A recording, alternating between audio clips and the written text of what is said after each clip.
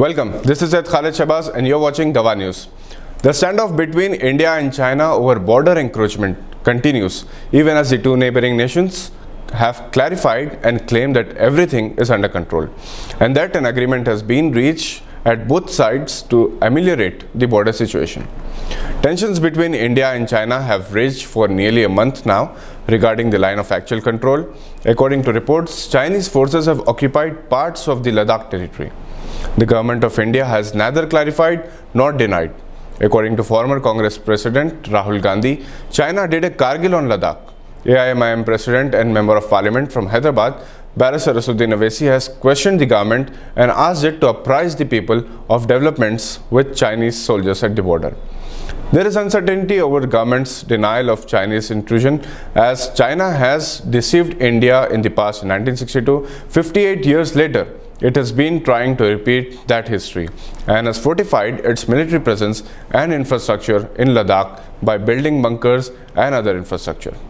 According to a report on Pakistan's YouTube news channel, China has even tried to populate a village at the disputed area. India has exercised patience and claims to be working to resolve the issue diplomatically and build a pressure on China. Not surprisingly, reports about the ongoing tensions between India and China are scanty in the Indian media.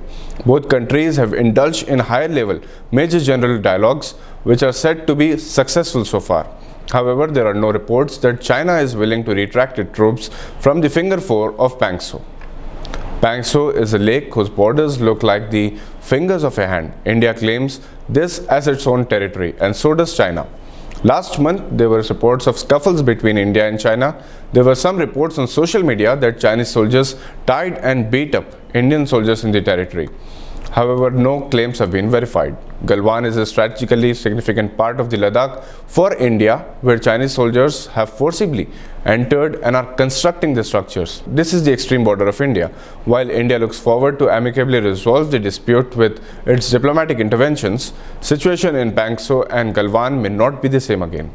China, which has been alleged multiple times to have manufactured the coronavirus at its biolab in Wuhan, has indulged in the border war with India to divert the international pressure it was facing due to coronavirus pandemic. The world is watching China at this time, and it has exercised caution in intervening between the two countries that border each other.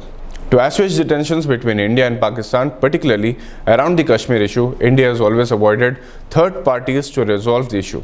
Eastern Ladakh is also of strategic importance for China, as the DSDBO road, now in serious military contention, can become an important pathway for reviving the traditional trade corridor linking Ladakh and Xinjiang through the lofty 18,176 feet Karakoram Pass. This trade corridor was earlier terminated at Kasgar. India is also acting with restraint, as China and Pakistan have friendly relations with each other, and Pakistan may strategically benefit from the tensions between India and China. Some Pakistani media channels have indulged in propaganda that India's fighter jets have breached Pakistani airspace so far as to reach Karachi, but there are no reports from either side confirming or denying it officially. On the other side, Indian media claims that the popularity of Pakistan's Prime Minister Imran Khan has dipped and its army's power has been reinforced. China has, however, advised its people in India to stay alert. Meanwhile, international badminton player Jwala Gutta is under social media radar and is being targeted merely for the fact that her mother is from China. Calls for banning Chinese products have been dominating social media. However, there are no official pointers, especially when a large section of Indian consumer markets seem to be dependent on China either for products or for raw materials. That's all for now. We'll keep you posted as more details surface. You can subscribe to our YouTube channel or like us on Facebook to stay tuned.